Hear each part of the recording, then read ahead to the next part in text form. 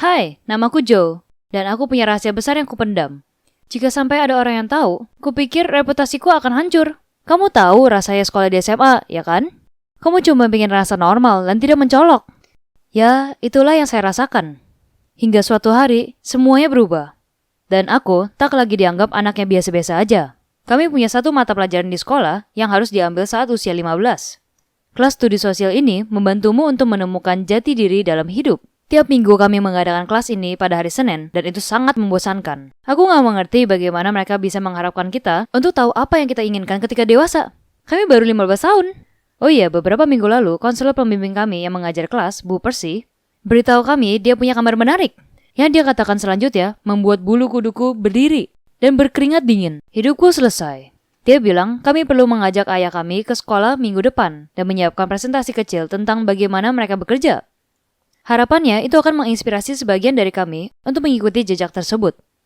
Kamu pasti pikir kenapa aku jadi panik dengan kabar ini. Ya, saya tidak tahu bagaimana cara menjelaskannya. Soalnya ayah saya tidak mungkin bisa datang. Kenapa? Karena ayah saya berada di penjara. Ya, ayahku adalah narapidana. Aku hampir tidak pernah melihatnya lagi, dan jujur ini sangat menyakitkan, bahkan untuk mengakuinya. Ini semua bermula beberapa tahun lalu. Ayahku dulu sangat sukses, dan aku ingin menjadi seperti beliau kelak. Dia bekerja keras dan mencintai pekerjaannya. Koleganya menganggap dia pria terhebat. Tapi suatu hari, semuanya hancur berantakan. Seperti hari Sabtu biasanya, aku, ayah, dan ibuku keluar pergi makan siang di klub golf. Kemudian, tiba-tiba datang polisi yang menggerebek dan menyeret ayahku pergi. Hari-hari berikutnya berlalu dengan samar. Ketika kami tahu beliau akan dipenjara karena telah menggelembungkan ribuan dolar dari perusahaan tempatnya bekerja, kami tidak percaya. Ibuku terpuruk dan aku amat malu. Bisa-bisanya ayah lakukan ini kepada kami. Sebagian diriku menyangkal. Ayahku tak akan berbuat hal semacam itu, tapi hakim berkata lain. Dan kini beliau dipenjara dan tak akan keluar dalam waktu dekat.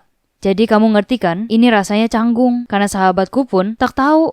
Malah parahnya lagi, aku berbohong sedikit. Ku bilang pada temanku bahwa ayah adalah jurnalis foto dan menghabiskan hampir sepanjang tahun berpergian ke tempat-tempat terpencil. Ku bilang padanya, ayahku nggak bisa hadir karena berada di Rusia, memotret macan Siberia. Dia tampak kagum. Aku bisa merasakan wajahku memerah saat berlalu pergi. Aku tenggelam dalam kebohonganku sendiri. Akhirnya, hari itu tiba dan aku putus asa. Tak bisa ku jelaskan perasaan seperti tenggelam ini. Mungkin karena aku sudah melihat temanku bersama dengan ayah mereka dan menyoroti betapa menyedihkannya hidupku ini jika dibandingkannya. Hari itu terasa panjang hingga akhirnya giliran ayah terlahir untuk bicara. Dia berdiri dan aku jadi lemas. Aku mengenalinya. Dia dulu bekerja sama dengan ayahku dan ada di pengadilan selama investigasi. Rasanya aku mau muntah, jadi aku lari menuju pintu. Tapi dia menyadarinya dan menengok kepadaku. Hai Joe, bagaimana kabarmu nak? Ayahmu apa kabar? Dia pasti segera bebas ya? Bertahanlah nak. Entah apa yang merasukiku, tapi tiba-tiba aku marah. Pria ini mempermalukanku di depan semuanya. Aku ingin membentaknya. Tapi malah maju ke depan kelas. Dan yang terjadi kemudian mengejutkanku. Aku berbalik menghadap kelas dan bilang, ada yang perlu kukatakan ke semuanya. Ayahku gak ada di sini hari ini bukan karena sedang memotret di Rusia, tapi karena kesalahan besarnya beberapa tahun yang lalu, yang mungkin akan disesalinya seumur hidup. Beliau kini di penjara. Aku berbohong sebelumnya karena aku malu, tapi aku tak bisa terus berbohong. Aku memang malu, tapi toh semua orang pernah berbuat salah dan beliau sedang menerima ganjarannya. Tolong jangan dihakimi, beliau orang baik, hanya sedikit tersesat. Aku kira semua akan terkejut dan mengolokku untuk keluar. Nyatanya, mereka semua tersenyum dan mulai bertepuk tangan. Bu Percy mendatangiku dan berkata bahwa butuh keberanian besar untuk berkata jujur.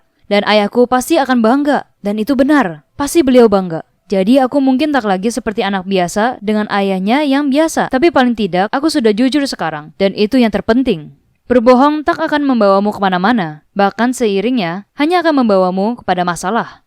Walaupun kamu ingin berbohong, melindungi seseorang, lebih baik jujur aja. Tekan tombol like jika kamu setuju bahwa berbohong itu buruk. Dan jika kamu pernah berbohong sebelumnya. Silakan berbagi pengalamanmu di kolom komentar di bawah.